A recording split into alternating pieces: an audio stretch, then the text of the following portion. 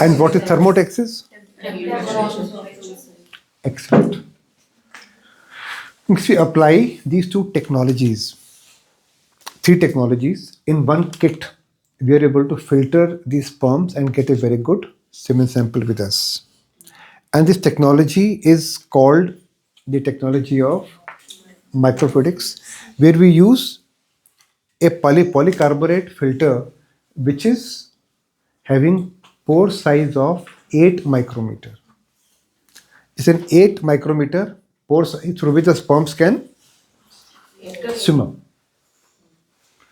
So as I tell every batch, imagine you're sitting over here. This is the place where all the sperms are sitting over here and they are feeling suffocated. Now, all these sperms will be so suffocated. WBCs are chasing them, they're feeling suffocated. And these small holes on the top, and these holes are what? These holes are polycarbonate membrane pores. And you keep, I assume you keep pizza or fresh garlic bread or a nice soup. Then what will you feel like? You're hungry, you're suffocated. So what will you do? You like to go and have your pizza. But other sperms, they won't let you go. And WBCs will catch you.